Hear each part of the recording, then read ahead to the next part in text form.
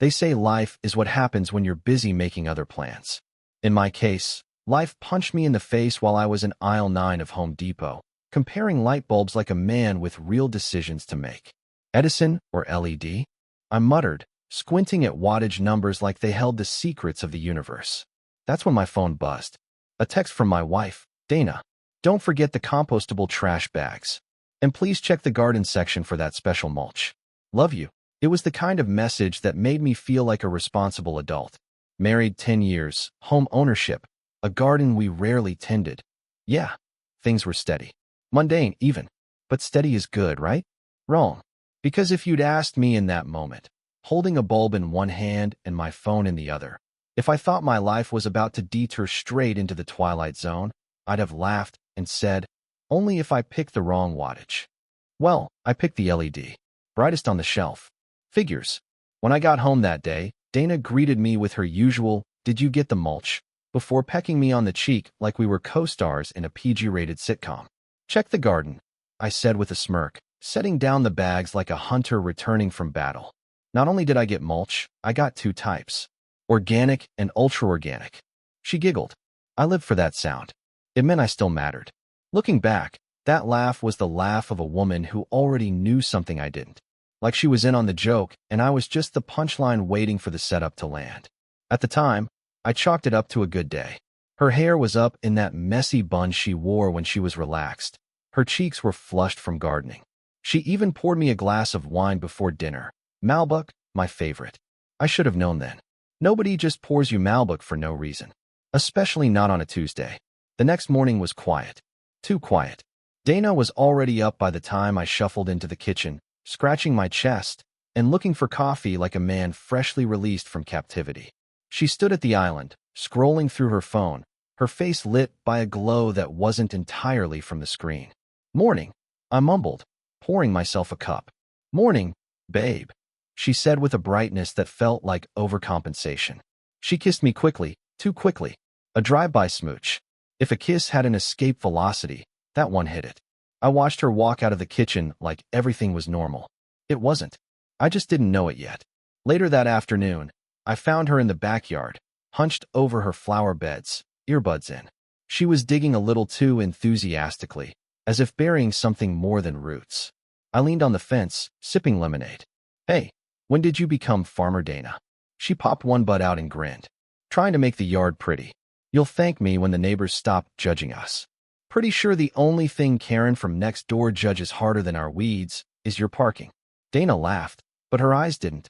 Not really. I walked over to admire her work. That's when I noticed something odd. A brand new pair of gloves, designer ones. Pristine. Too pristine. The tags were still in the trash bin. You spoil yourself now. I teased. She brushed dirt off her knee. They were a gift. From who? She hesitated, just for a split second. Oh, my coworker Julia. She knows I've been getting into gardening. Huh, Julia. The same Julia who once asked if I was Dana's brother. Charming woman. Something in the pit of my stomach shifted. You know that tiny voice that whispers when something's off? That voice cleared its throat that day. But I ignored it. Because love makes you stupid. And I was getting my PhD in denial. It was the doorbell that did it. Saturday morning, just after 9. I was in sweats and socks, flipping pancakes like a man who still believed in the sanctity of syrup. Dana was in the shower, humming something upbeat. Probably Lizzo. She always hummed Lizzo when she was pretending to be happy. Ding dong. I wiped my hands on a towel and opened the door. He was tall, tanned, wearing one of those expensive hoodies that scream, I don't work for a living, I network. His smile was toothpaste commercial quality. Morning, he said, casually, like we were already acquainted. Is Dana home? I blinked. She's in the shower. Can I help you? He looked me up and down, like I was an extra in his biopic. Oh, right. You must be the husband. The husband. There are a few phrases that hit you like a piano dropped from a 10-story building. The husband is one of them. And you are? He chuckled. Sorry, I'm Mark. We, work together. His hesitation was subtle.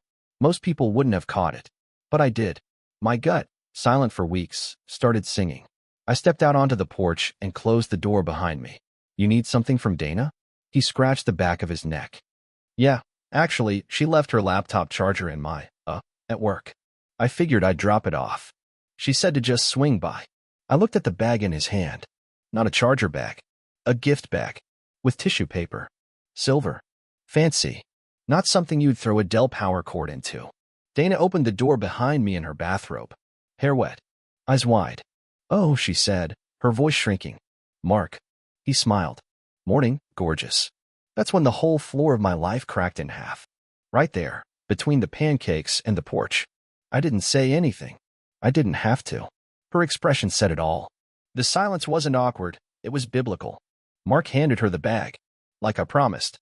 She took it without a word, her hand trembling just enough for me to notice. And then, like a man dropping a grenade and walking away, he said, Nice to meet you, finally. And left. I stood there, on the porch, tasting metal in my mouth. My wife wouldn't meet my eyes. Who is he, Dana? She swallowed. Then came the words. Quiet. Precise.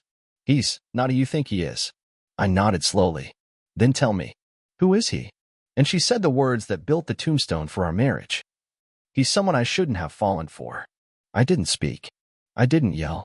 I didn't slam the door. I didn't demand details or fall to my knees like a bad soap opera husband. I just stood there, on our porch, watching my wife hold a silver gift bag from another man with hands I used to trust. He's someone I shouldn't have fallen for, she had said. Shouldn't. As in, past tense. Like regret makes the crime go away. Dana stood there in her robe, dripping guilt all over the welcome mat, her face caught in that middle zone between shame and defiance. Like she wanted to cry, but also hoped I'd understand. Like maybe this was just a bump in the road, and we'd laugh about it one day over cocktails. I looked down at the bag. Is the charger in there? I asked. Her mouth opened slightly, but nothing came out. Thought so. I walked past her, back into the house. The pancakes were burned, of course. The smoke alarm hadn't even bothered to go off. Even it was tired of warning me. Dana followed, cautiously, like I might explode. But I didn't. I was ice. Arctic, untouchable. Because when your soul goes numb, you don't feel the knife, just the fact that it's already inside. She sat on the stool at the island, hands folded like a naughty child in the principal's office.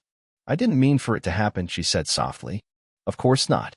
No one ever means to set fire to their own home while playing with matches. How long? I asked. She looked up. With him. She nodded. I leaned against the counter. That depends. Are we counting from the first text, the first kiss, or the first lie you told me about it? She flinched. A point for me, I guess. About 5 months, she said, voice barely above a whisper. It started during that client retreat in Asheville. I closed my eyes. Of course. The retreat. The one she said was boring. The one where she came back sun-kissed and smiling with a wine stain on her suitcase and a new playlist full of indie rock I'd never heard her mention before. 5 months. That's over 150 mornings of waking up beside me like I was enough. Over 20 Sundays of folded laundry and shared coffee. 5 months of movie nights, forehead kisses, and that one weekend at the lake when she said she felt reconnected. God, had I kissed her then with his breath still lingering in her lungs? I was lonely, she offered. Spare me. It doesn't mean I don't love you, she said, and that one actually made me laugh. You don't get to say that, I replied. Love isn't a trick mirror.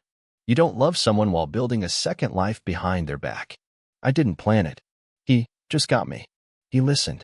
I raised an eyebrow. I listen. Not like he does. There it was. The golden dagger. He listens better. And somehow that justified it. Like affairs are coupons for emotional neglect. Clip and redeem at the nearest hotel. So what now? I asked. You moving out? Moving in with him? Or is this the part where I'm supposed to forgive you, and we go to counseling? I don't know, she said. Honest. Pathetic. Well, I do. She looked up. I'm not screaming because I've already decided. I don't need a therapist to translate betrayal into modern poetry. I get it, Dana. Loud and clear. She started crying then. Quiet, pretty tears. The kind she probably practiced in the mirror for this exact scenario. I was scared to tell you, she sniffled. You've always been so stable. Like a rock. I didn't want to hurt you. But you did. I know. No, you chose to. Over and over again. Every time you texted him. Every time you came home and kissed me like nothing was wrong. You didn't trip and fall into a 5-month affair, Dana. That takes planning.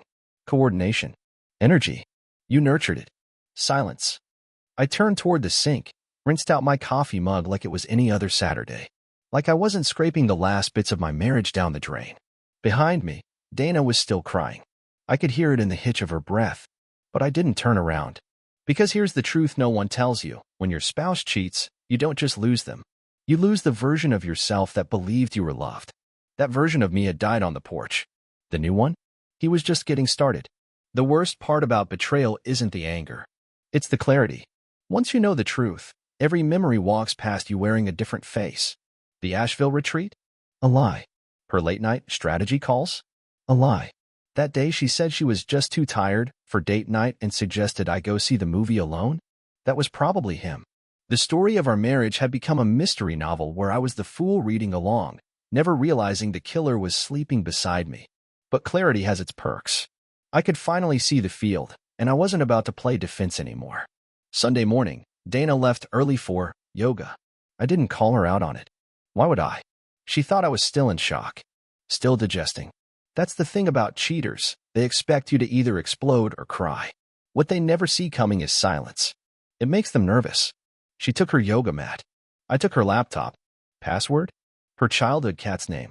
Too easy. She never did think I paid attention when she told that story. Her inbox was dull. Work emails.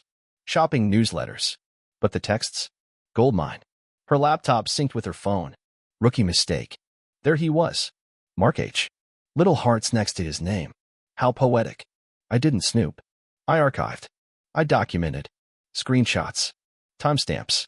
Her calling him baby 2 weeks after she told me she needed space to rediscover herself. Her promising to leave soon. A photo of her in the red dress I bought her for our anniversary, sent to him with the caption, "But he doesn't know how good I look in this for you." No, I didn't cry. I just smiled. It was the first real smile I'd managed in days. Because now, I had leverage. And leverage is better than love when you're climbing out of a burning building. I didn't tell anyone. Not yet. But I made calls. First to my friend Ryan, who happened to be a lawyer and, more importantly, the kind of guy who played chess when everyone else was still learning checkers. "Are you serious?" he said after I laid it out. "As a heart attack." "I'll draw up the papers," he said. "Contested divorce. We'll hit her hard." "No," I said. "Not yet. First, I want her to feel safe. I want her to think I'm folding." "You playing the long game?" "No," I said. "I'm building the board." That night, I made dinner. Her favorite shrimp linguine. I even opened a bottle of wine. Dana walked in around 7. Hair still damp from a post-yoga shower. Cheeks glowing like she'd just been told she was the only woman in the world. Probably had. Mark seemed like the type. "What's all this?" she asked. "Just thought we should talk," I said, setting her plate down. She looked wary, but sat. Took a sip of wine. Took the bait. "I'm sorry about the other day," she started. "I know I dropped a lot on you." I nodded like a therapist in a bad rom-com. "It's okay." She blinked. "It is. I've had time to think," I said, twirling pasta like a man unbothered. "And you're right. We've grown apart. I've been too rigid. Predictable." Her posture relaxed. The guilt retreated behind her eyes. She thought she'd won. "I think we should take a break," I continued. "Give each other space. See what we want." She nodded, almost too quickly. "That sounds healthy." She used that word like it was permission. "I'll stay at Ryan's for a few weeks," I added. She smiled. "That's probably for the best." And just like that, she thought she was free. Like she could ride off into the sunset with her new prize. But I wasn't leaving to heal. I was leaving to sharpen my sword. I spent the next week at Ryan's place. Every morning, I sent Dana a courteous text. "Hope your day goes well. Let me know if you need anything from the house." It was strategic. I needed her relaxed, confident, reckless.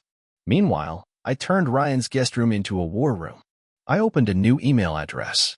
Started communicating with a private investigator named Lena, a woman with a background in cyber forensics and a moral compass that pointed toward justice over politeness.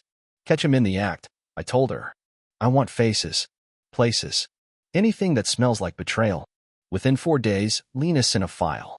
Hotel receipts, surveillance footage, phone GPS pings. She was good, almost too good. Mark wasn't just some fling. He was in deep. Already staying over. Already playing house. Already acting like I was a character written out of the script. That's when I started crafting my exit. But not just any exit. A performance. See, I wasn't going to just leave Dana. I was going to make sure she watched everything crumble while thinking it was all her idea. Because revenge, real revenge, isn't loud. It's slow. It's subtle. It's smiling at your betrayer across the dinner table, knowing you're the one holding the detonator. 2 weeks after moving into Ryan's guest room, I sent Dana flowers. Not the store-bought, gas station kind. I'm talking white roses, her favorite, delivered to her office with a handwritten card. Thank you for your honesty. I'm grateful for the time we had, and I wish you peace in whatever comes next. Hey, it was calculated, polished, and misleading. A clean breakup note meant for her coworkers to see, for her guilt to be softened, and for her guard to come down just a little more. She sent me a text that afternoon. That was really sweet. I'm glad we're handling this like adults. Adults? Sure. Meanwhile, Lena, my private investigator, was feeding me everything. Dana had slipped into her new life like it was preheated for her. Mark had officially moved in 3 days earlier. His SUV was in the driveway every night, parked in the spot where my truck used to sit. They had dinner at that overpriced bistro on 6th Street. She wore the necklace I gave her for our 9th anniversary. Poetic, really. One evening, I got a video. It was them on the couch, our couch, drinking wine, Mark's hand sloppily on her knee. Dana leaned over, kissed him, and murmured something Lena's mic didn't pick up. But I didn't need the audio. The look in her eyes was familiar. That wasn't lust. That was comfort. That was my wife, rebranded. And here's where it gets good. Mark? He had a past. Not criminal, too smart for that. But reckless? Absolutely. Lena found a trail of sketchy financials, a messy breakup involving a restraining order, his ex dropped it, and an Instagram account from 3 years ago where he posted shirtless gym selfies captioned with things like, "Alpha males don't ask permission." Dana had traded me in for a walking podcast ad. Perfect. That Friday, I met with my divorce attorney, Paula. Small but fierce, the kind of woman who could skin a shark in litigation and still have time to sip espresso before lunch. I have the documentation, I told her, handing over Lena's file. Affair. Cohabitation. Asset concealment attempt. She funneled $6,000 into a private account last week. Paula flipped through the pages, nodded slowly. We'll freeze joint accounts immediately. File for fault-based divorce, citing adultery. With this evidence, you'll retain the house. I smiled. Good. Because I'm going to sell it. She looked up. You sure? I don't need the house. I just want her to see the for sale sign in the yard while she's still sleeping in my bed. Paula chuckled, shaking her head. You're colder than you look. I shrugged. She picked the game. I'm just better at it. That weekend, I dropped by the house. Dana answered the door in yoga pants and one of my old hoodies. I think she wore it on purpose. A visual guilt trip. Didn't work. Hey, she said, surprised but trying to be pleasant. Hey, just grabbing a few more things. Mind if I come in? She moved aside. Of course. The living room looked the same, except it wasn't. The pillows were arranged differently. His sneakers were near the door. My wedding photo was gone from the mantel, but I kept my poker face on. I went upstairs, packed some books, a couple of shirts I didn't care about, and walked back down like a man in no rush. Mark around? I asked casually. She hesitated. Out. Running errands. I nodded. Tell him I said hi. That one landed. She didn't respond. I paused by the door. By the way, I filed. Her eyes flicked up. You did? Yep. Fault-based. Adultery. You'll be served Monday. She paled. That's kind of aggressive, isn't it? No, I said. Aggressive would have been torching your car. This is strategic. She folded her arms. You're really doing this? I leaned against the doorframe. Dana, you replaced me. Fine. But don't act surprised when I stop playing house in the background. Actions have consequences. You made yours. I'm just writing them down in ink. She didn't answer. I left her in the doorway, jaw tight, hoodie now feeling a little heavier on her shoulders. Monday came, and so did the papers. I watched from a distance. Lena sent a snapshot. Dana answering the door in a silk robe, blinking at the man who handed her a stack of consequences. The next day, her mother called me. Furious. You are humiliating her, she hissed through the phone. This isn't how civilized people handle marriage problems. I waited for her to breathe. Then I said calmly, she cheated on me, Maureen. With a guy who probably sells protein shakes out of his trunk. I think I'm being remarkably civilized. She hung up. Dana didn't call. Mark didn't either. But I could feel the air shifting. I wasn't the betrayed husband anymore. I was the architect, and the structure was starting to creak. Divorce doesn't just dissolve a marriage. It reveals the wiring behind the walls. Suddenly, people start choosing sides, some obviously, some quietly, and some with the kind of hesitation you reserve for a live grenade. Friends who just want what's best for both of you stop replying to texts. Her cousin unfollows me on Instagram. A neighbor who used to wave every morning now pretends I'm part of the landscaping. Good. Let them scatter. I wasn't here to win a popularity contest. I was here to make sure Dana's fairy tale ended exactly the way she wrote it, dramatically, selfishly, and surrounded by people who wish they'd never bought tickets. The first domino fell at the charity gala. It was one of those overpriced wine and silent auction events we used to attend together, $1.50 per plate, so people could drink too much and pretend to care about environmental causes. Dana had RSVP'd weeks earlier. I kept the reservation. She was still listed as +1, and I still had the tux. So I showed up. Alone. Clean-shaven, sharp suit, smile like a man with nothing left to lose. Heads turned. And not just because I was solo. People didn't expect to see me, not smiling, not nodding, not pouring a glass of Merlot like I wasn't the guy being replaced behind closed blinds. Dana arrived 30 minutes later. With Mark. It was like watching a bootleg sequel to a movie I didn't like the first time around. She was dressed to kill, of course, black satin, red lips, the whole scorned goddess aesthetic. Mark looked like he walked out of an ad for beard oil. They were trying hard, and that's how I knew it was already fraying. We made eye contact. She didn't smile. I did. People began whispering, the way they do when the plot gets good at a dinner party. Our mutual friends weren't sure where to land. But one thing was obvious, I wasn't hiding. I wasn't heartbroken in a cave somewhere listening to sad playlists and whispering her name into my pillow. I was standing, visible, and untouchable. The MC recognized me during the dinner auction. One of our longtime donors, Aaron Caldwell, is in attendance tonight. Thank you, Aaron, for your continued support of our clean water initiative. Polite applause. Mark clapped too. Dana didn't. Oh, but it got better. Later, while guests drifted toward dessert tables and coffee stations, I ran into her boss, Laura Templeton, VP of Communications at Dana's firm. We'd met before, a few times. Polished, efficient, and brutally observant. Mr. Caldwell, she said, smiling over the rim of her champagne flute. Nice to see you again. You too, Laura. It's been a year. She tilted her head. How are things with Dana? I kept my expression mild. Oh, didn't you hear? We're separating. She's moved on. Quite literally. Laura blinked. I'm sorry. I hadn't heard. I sipped my drink. Well, she's with someone new. Moved him in. Should make for interesting office gossip, considering he works in the same building. The smile dropped a degree. That would be unprofessional. I didn't nod. Didn't wink. Just let the weight of that word, unprofessional, hang between us like a chandelier on fraying rope. Anyway, I said, I hope the board retreat next quarter doesn't get too awkward. Laura's expression barely shifted, but the calculation in her eyes was instant.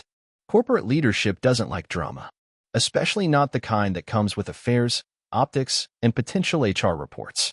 I patted her shoulder gently. Always a pleasure, Laura. She watched me walk away. Across the room, Dana was frozen with a mini tart halfway to her lips. She'd seen us talking. She'd seen the handshake, the smile, the casual departure. And she knew me well enough to know I wasn't chatting. I was planting. The fallout didn't take long. 3 days later, Dana called. I ignored it. Then came the text. Can we talk? Please. Nope. Let it bake. Let her imagine what I said to Laura. Let her replay every word, every possibility. That weekend, Lena dropped off her latest file. She tracked Mark's social media activity. Turns out, our bearded motivational speaker had been tagging himself in all sorts of events. Photos with captions like "Success starts with self-worth" and "Building new chapters with strong women." Cute, inspirational, and easily weaponized. So I made a burner account and started following him. A week later, I commented on one of his posts. Is that Dana Caldwell with you? Classy. You dating married women now? It wasn't the comment itself. It was the public comment. Visible. Traceable. Just subtle enough to seem like a jab, just loud enough to spark a fire in the comments section. And spark it did. Within hours, people were asking questions. Others were screenshotting and sharing. One of Dana's junior coworkers tagged her. Her aunt left a heartbroken emoji. And just like that, the private affair went public. I didn't need to destroy them. They'd do it to themselves. All I did was turn the lights on. Mark deactivated his Instagram the next morning. Dana texted me at 6:41 a.m. What are you doing? Why are you trying to ruin me? I didn't respond. Because I wasn't trying. I was simply letting gravity do its thing. Word spread fast. The charity crowd was small and gossipy. People whispered. Some outright asked questions. A few tried to play both sides. You can always tell who really respects you. Watch how they act when your back's against the wall. Laura Templeton called Dana into her office. I don't know exactly what was said, but I know Dana came home early that day and stayed off social media for the rest of the week. Lena caught her crying in the backyard, sitting on the patio furniture I'd picked out during our second honeymoon phase.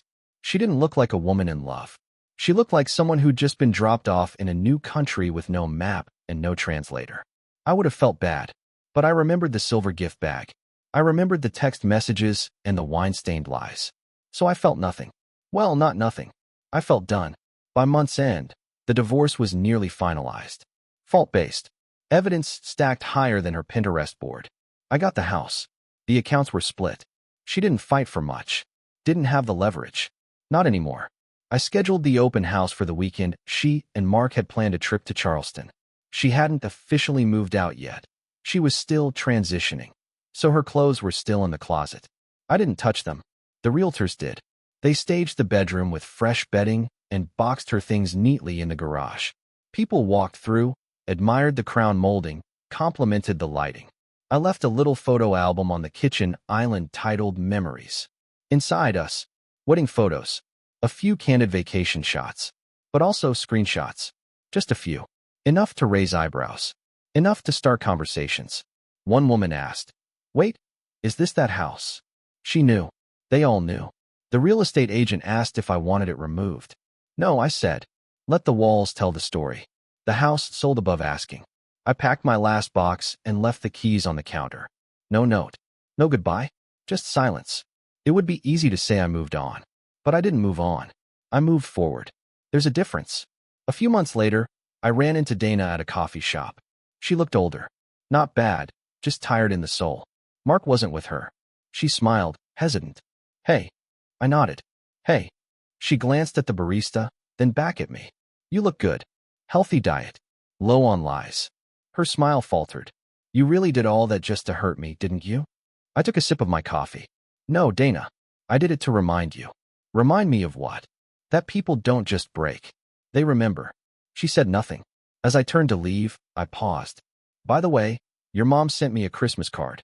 Said I was the best thing that ever happened to you. Dana blinked. She did. She did. But don't worry. I threw it out. I didn't look back. Because the truth is, revenge isn't slamming a door. It's walking through it so calmly the other person wonders if they ever mattered at all.